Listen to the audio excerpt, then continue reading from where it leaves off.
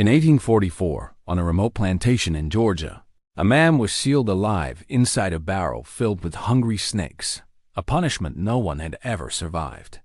The overseers nailed the lid shut and walked away, certain the darkness, the venom, and the night itself would finish what cruelty had started. By dawn, they expected only a cold, twisted body inside. But when the first light touched the yard and they stepped closer to the barrel, what had crawled out of it was not a corpse. What they found instead left grown men backing away in fear and turned one forgotten corner of Georgia into a story that refused to die. This is what really happened the night a man was buried in living terror and the dawn that terrified.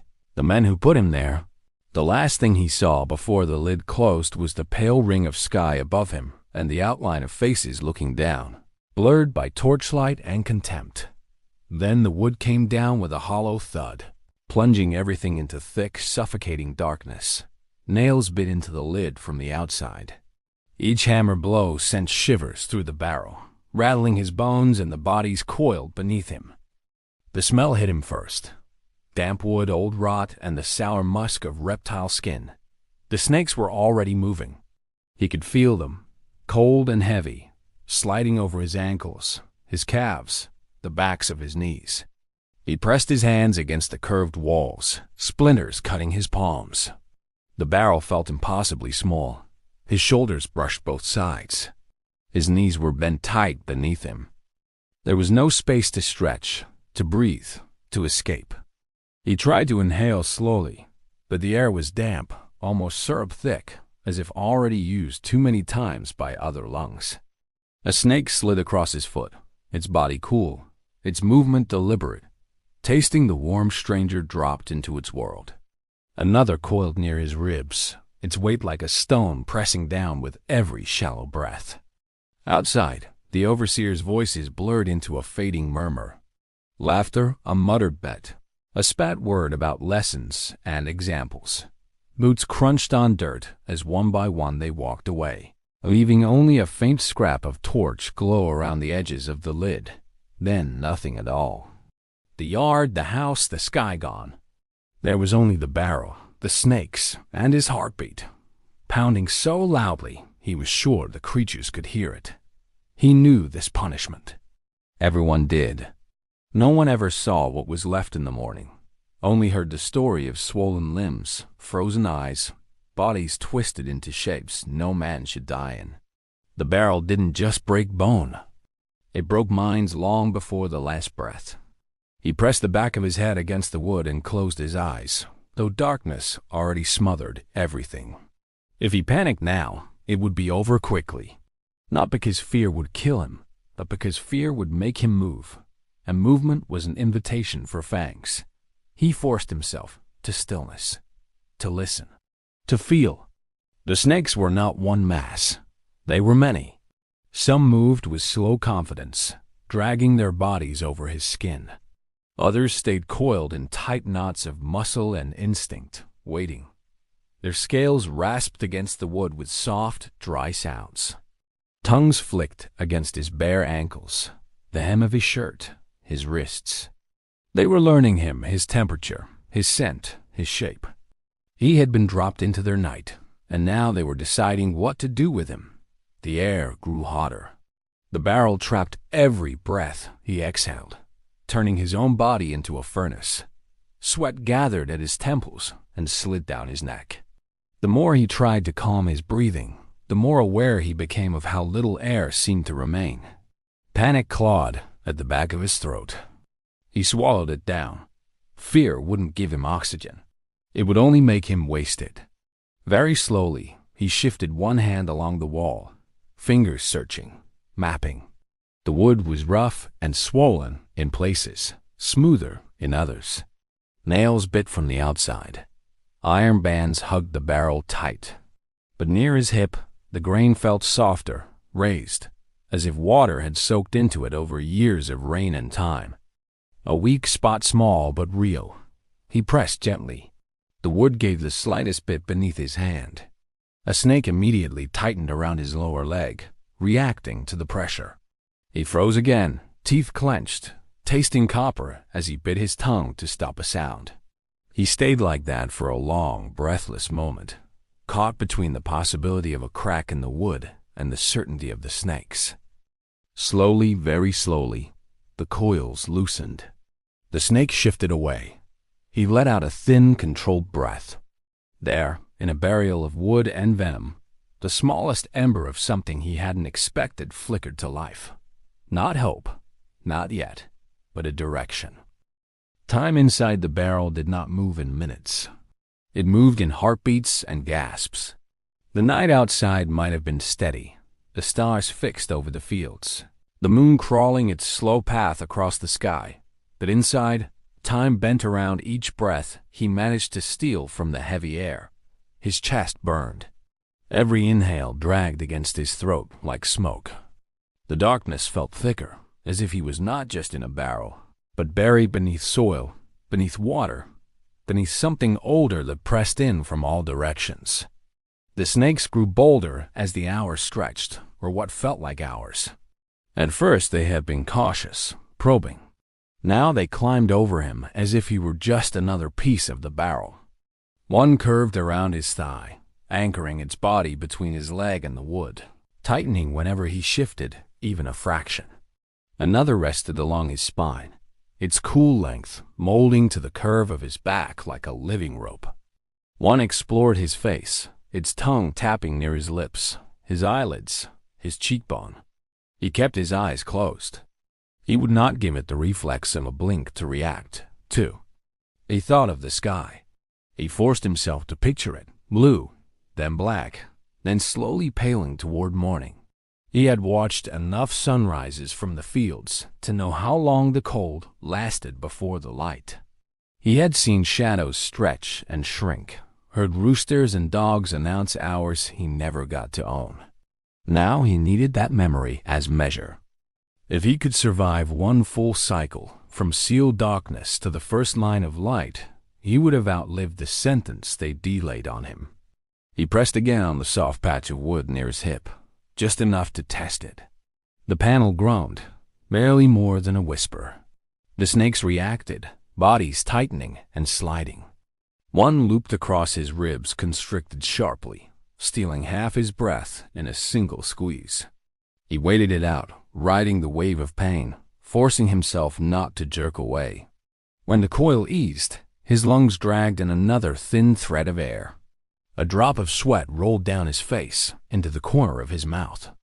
It tasted like salt and dust. He realized his lips had gone dry, cracked. He dragged his tongue across them, felt the sting of raw skin. The air was drying him out even as it suffocated him. Somewhere outside, an owl called once.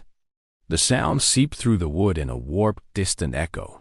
For a moment, he imagined the bird perched above the yard, watching the barrel like a gravestone. His fingers shifted again along the wood, further up this time. Another seam, another nail, another chance. Each small creak the barrel gave in response sounded like a promise and a threat together. If he pushed too hard, too fast, the snakes might strike before the wood broke. If he waited too long, he might not have the strength left to break anything at all. He exhaled, slowly, counted silently. 1, 2, 3. He pressed again, this time with his knee, angling his body in the cramped space to leverage more force. Pain shot through his side as muscles screamed in protest. The wood flexed more than before. A faint, sharp line of air brushed his skin, the outside. The world, seeping through a crack no wider than a fingernail. Cold, clean, real. A snake's head flicked suddenly against his wrist, tasting the draft. They felt it too. The barrel creaked again as the night deepened. The temperature inside and out shifted in opposite directions. Outside dropping toward the coldest part before dawn. Inside, rising from breath, body heat, and the trapped, living mass of serpents. The contrast made the wood moan and the iron bands groan in protest. It also widened the crack bit by bit.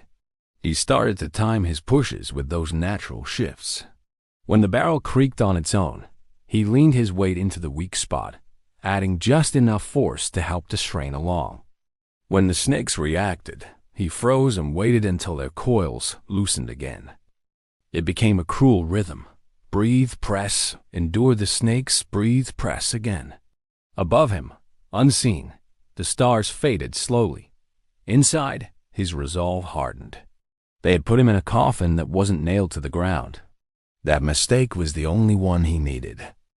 He didn't see the sky lighten, but he felt the change. The cold that seeped through the cracks sharpened, then steadied. The air inside shifted from boiling to suffocating, and then to something else thin, but edged with the bite of pre-dawn. The snakes grew restless. Night was their domain. The approach of light stirred some old instinct in them. They moved more, bodies weaving and tightening in agitation. His own body was beginning to fail. Every muscle trembled with exhaustion. His legs were numb in places. His back ached as if knives were lodged between his ribs, and his fingers had gone half dead from pressing against unyielding wood. The cut along his side, from where a splinter had torn free earlier, burned hot and sticky, his shirt glued to his skin with drying blood. When he coughed once, the sound came out weak and ragged, but the crack was bigger now. What had started as a thin, invisible seam had become a jagged line he could feel with the side of his hand. Cold air slipped through it in tiny but undeniable streams, stroking his ribs, his hip, his thigh. It stung too cold after so much trapped heat, but it meant the outside was closer than death. The barrel moaned again as the temperature fought against the iron and wood, and he took the risk. He drew in as much air as his burning lungs would allow and drove his knee into the weak spot with everything he had left. The wood snapped. It wasn't a clean crack. It was a tortured, splintering sound, like a tree slowly tearing in a storm. The side of the barrel buckled inward, then outward, then split along the grain. A piece of wood drove into his skin, cutting deep along his hip. He grunted, biting down on the noise. But the snakes didn't care about his effort. They cared about the shock. They writhed in panic, a storm of cold bodies convulsing against his legs and chest.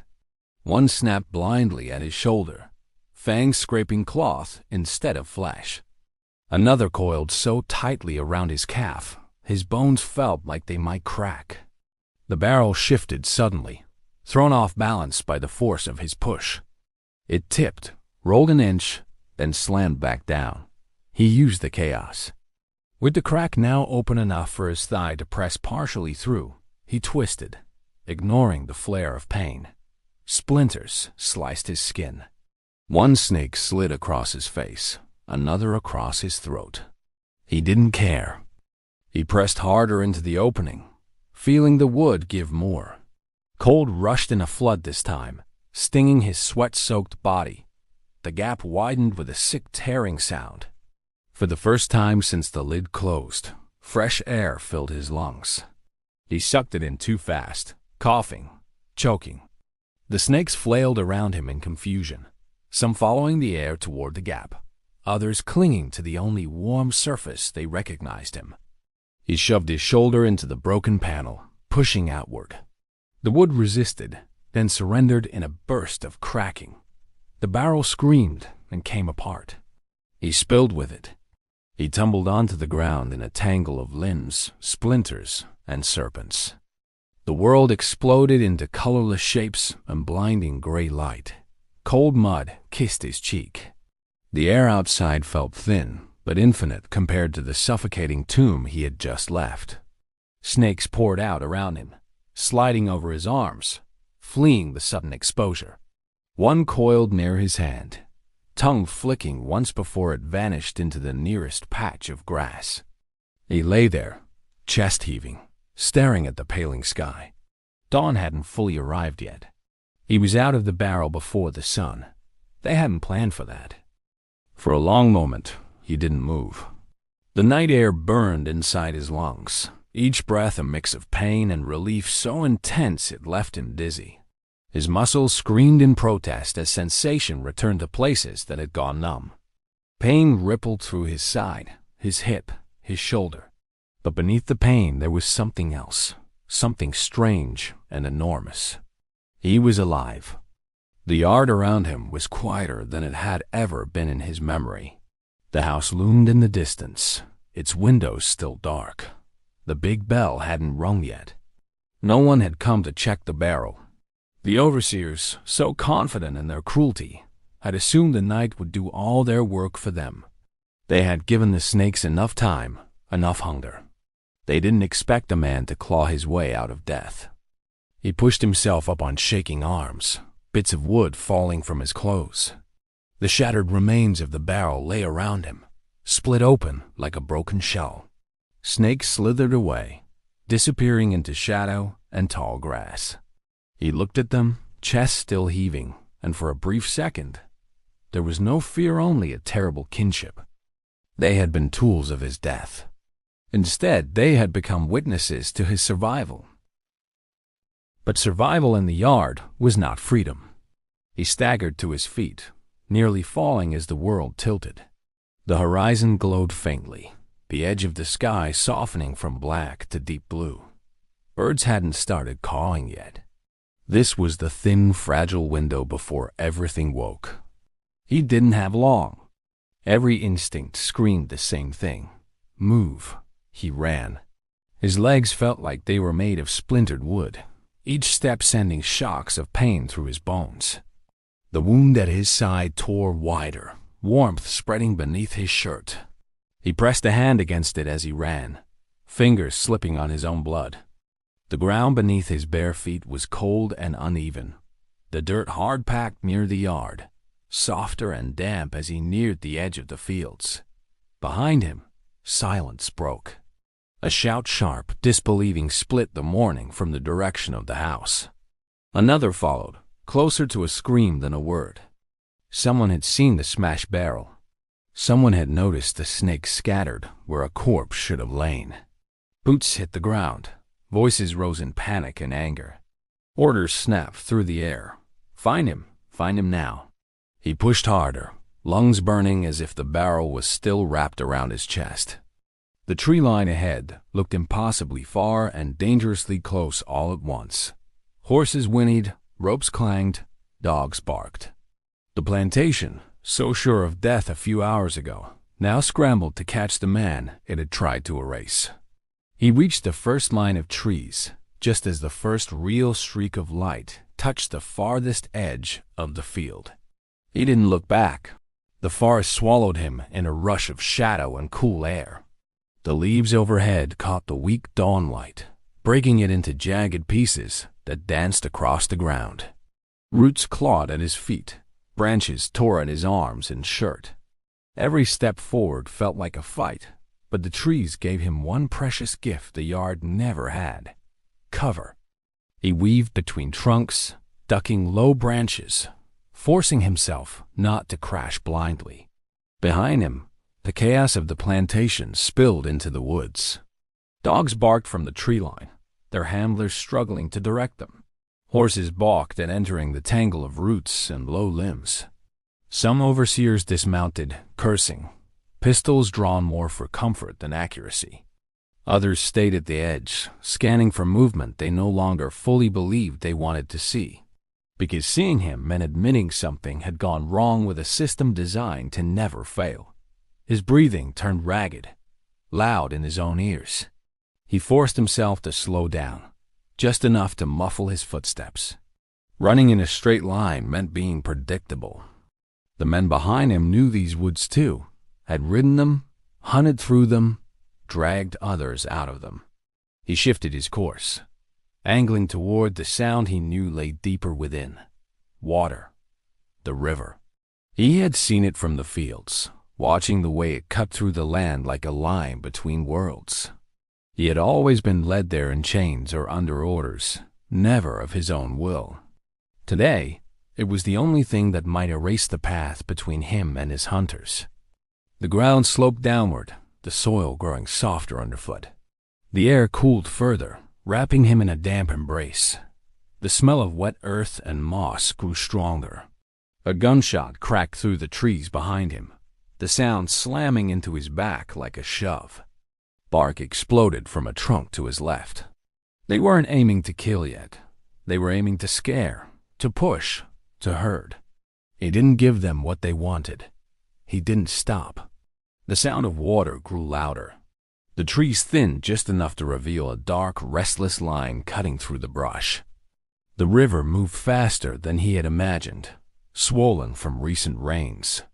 It churned, pulling at fallen branches and scraps of debris, its surface broken by small waves that caught the faint light.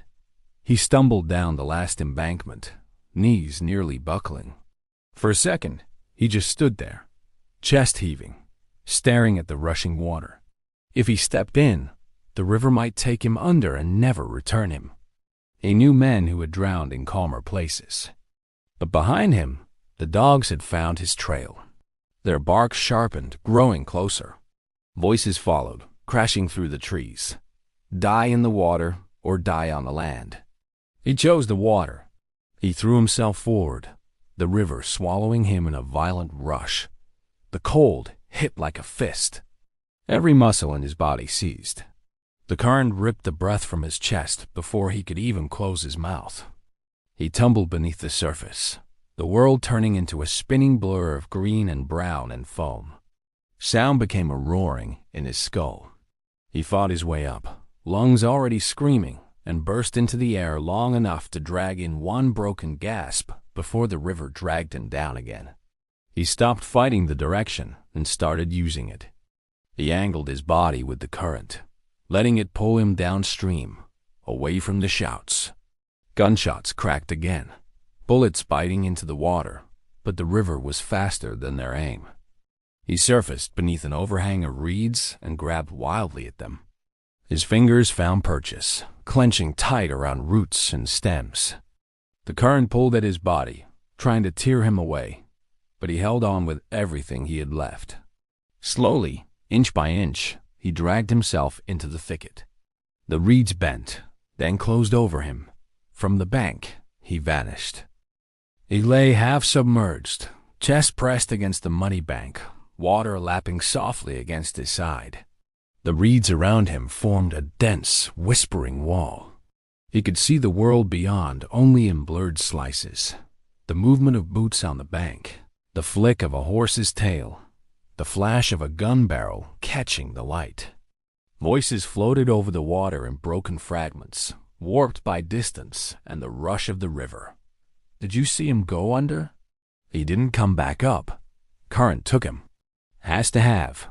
They wanted the river to be his grave. It was easier to believe in drowning than in what they'd already seen. A man tearing his way out of a barrel full of snakes. Easier to tell themselves the water had finished what the wood and fangs had started. Easier to say the story ended here, beneath the surface. He stayed still as he had in the barrel. His fingers dug into the roots beneath the mud. He let only his eyes move, tracking shadows on the bank. More men arrived, breathless, angry. One gestured violently toward the river, insisting they drag it, search it, do something. Another shook his head, pointing out that the current was too strong, the river too wide. If he'd gone under, he'd be half a mile downstream by now. They argued, they cursed. But underneath their words, there was something else creeping in. Unease. Men who believed in their own power did not like facing something that refused to die on schedule. Eventually, the urgency drained from their voices. One by one, the riders turned back, leading their horses away from the bank. The dogs, frustrated and confused, whined and pulled at their leashes, still smelling something they couldn't quite follow. When the last boot step faded and the forest swallowed the echo, he finally allowed himself to move. He dragged his heavy body farther up the bank, out of the water, and into the protective tangle of reeds and low branches. Every movement hurt. The wound at his side throbbed in time with his heartbeat. His limbs felt carved from stone and glass. But the ground beneath his palms was solid. The air he dragged into his lungs was cold, clean, and his to take. He lay there a long time, watching the river glide by. Back at the plantation, the story was already changing. By the time the sun climbed high enough to burn off the last scraps of fog, everyone knew the barrel had broken. They knew the snakes had scattered. They knew the man they'd sealed inside was nowhere to be found. Some accepted the river as explanation. Others, especially those who had seen the shattered wood with their own eyes, were not satisfied. They had looked inside the barrel. They had seen the claw marks. They had seen how the crack had burst outward, not inward. They had seen what terror and will could do to wood. And once you see something like that, it doesn't leave you. The plantation kept working.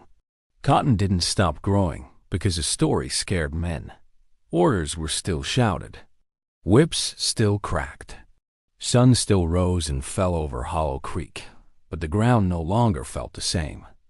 The yard where the barrel had stood carried a quiet weight no one could ignore. Men avoided standing there too long. Women crossed themselves when they passed it at dusk. Children were warned never to play near it, and not just with whispered threats of punishment, but with real fear in their parents' eyes. At first, they still talked about it openly. About the snakes spilling out onto the dirt at dawn. About the broken wood. About the empty space where a body should have been. About the trail of smeared blood and prints leading away from the yard. About the way the dogs wouldn't approach the splintered remains, no matter how much their handlers dragged them. Then they talked less. The fewer words they used, the more the story sank down into the soil instead. The master insisted the man had drowned. He said it at meals, on the veranda, to visiting neighbors, to anyone who would listen. He repeated it so many times that the words became brittle. The overseers nodded along, but they stopped walking the yard alone. Some woke from dreams of cracking wood and hissing breath, of eyes staring at them from inside a barrel that should have been quiet. Seasons turned. The barrel rotted further. The iron bands rusted. Grass tried to grow through the cracks and failed, turning yellow where it reached that patch of earth. Tools left near it broke more easily. Lantern flames dimmed without explanation when carried past. Snakes, which had once been driven to the yard, now came on their own curling in the shadows at the edges, never quite crossing into the center. People were sold off, families split, new arrivals brought in. But Hollow Creek kept its story. Those who left carried it with them, telling it to others, sometimes in whispers, sometimes under their breath while picking in new fields. Those who stayed added new layers to it. They said if you woke before sunrise and looked out the cabin window, you could sometimes see a shape standing still in the yard, just at the edge of the dark, watching the house that watched him, not moving, not approaching, just there. When freedom came years later and the plantation began its long collapse into ruin, no one thought to put up a marker. No one carved his name into stone. They didn't need to. The land had already done it underneath their feet. Years turned into decades. The house at Hollow Creek sagged and splintered, its porch collapsing, its windows gaping empty. Fields grew wild, swallowing the neat rows that once cut across them. The river kept running, carrying away silt, memories, and sound. But whenever someone tried to live on that land again, something always drove them off. Livestock refused to graze near the old yard. Horses balked and snorted when led past the place where the barrel once stood, eyes rolling white. Dogs howled at nothing in the pre-dawn hours, staring at invisible movements between the trees. One farmer claimed his lantern would go out every time he stepped onto that particular patch of dirt at sunrise, no matter how many times he relit it. He left within a year. Travelers who didn't know the story still felt it.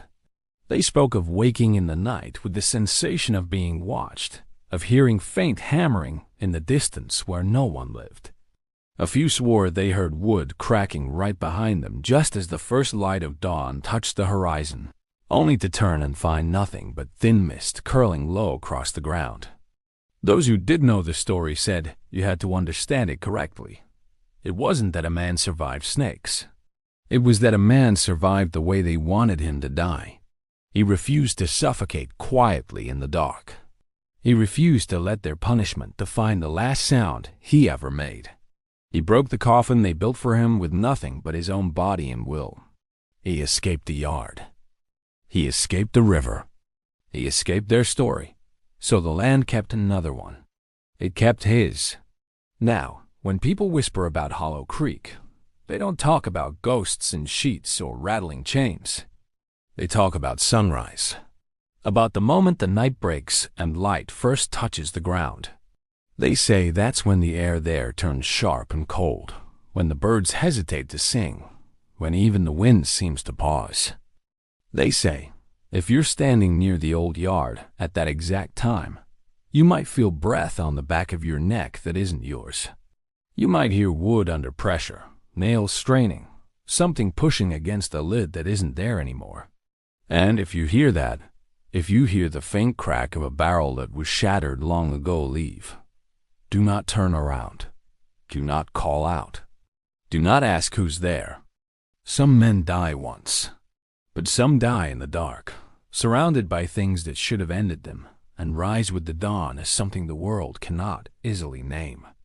And in a forgotten corner of Georgia, the land still remembers the night a man crawled out of a barrel of snakes and refused to be buried the way they planned.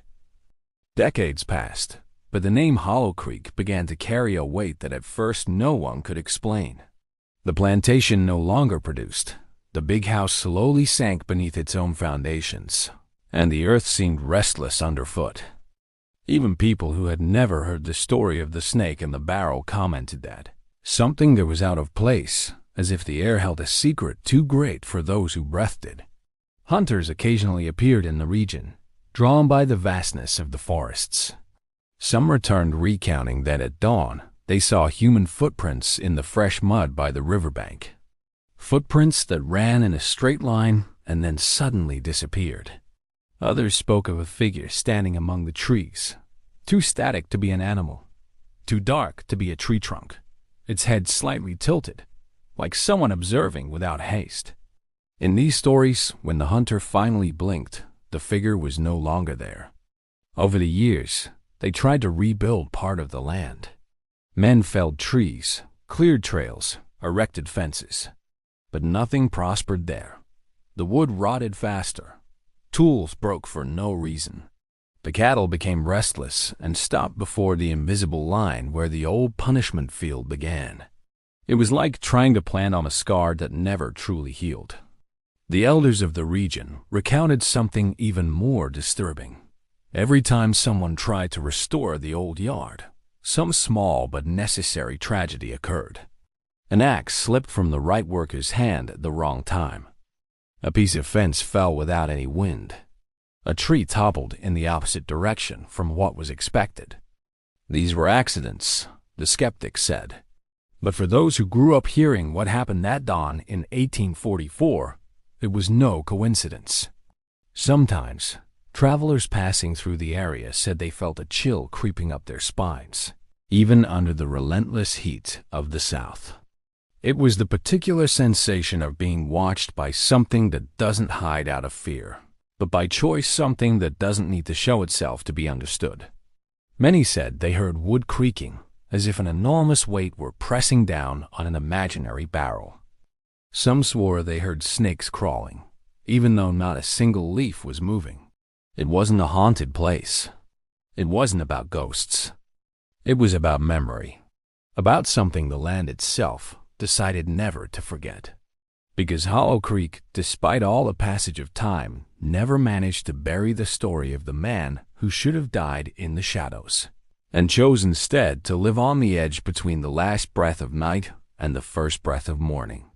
And it was in this crevice between darkness and light that the legend found a new home. Today, Hollow Creek is just a faded name on old maps, a lost spot that few dare to seek. The big house is just a skeleton of wood and stone. The field has become a wild expanse, and the barrel, or what remained of it, disappeared decades ago. But those who pass by before sunrise feel something impossible to explain. The breeze that blows is colder than it should be. The silence weighs more than any darkness, and the morning light seems to hesitate, as if respecting something greater than itself. Some claim to have seen the outline of a man standing by the riverbank, motionless like an ancient landmark. His dark skin, illuminated only by the pale light, cast no shadow. His gaze, they describe, is always fixed on the direction of the destroyed courtyard, as if still observing, still calculating, still remembering. He doesn't move. He doesn't speak. He asks for nothing. He only ensures that no one forgets. And when the light finally touches the ground, it disappears as if it had never been there, leaving only soft marks in the mud, like fingers pressing against the wood of a barrel that no longer exists. Those who know the story say that it doesn't protect the land. It protects the memory of what was done on it, and that, as long as the river continues to flow and the sun continues to rise, the echo of that dawn will never die. Therefore, if one day you pass through Hollow Creek before dawn, remember the warning that everyone repeats, generation after generation. If you hear wood splitting behind you, if you feel a cold breath where there should only be wind, if you realize that something is about to emerge from the darkness, don't look back, don't try to understand, and never, ever stay until the sun rises. Because some men died in the dark, but one of them chose to return with the light,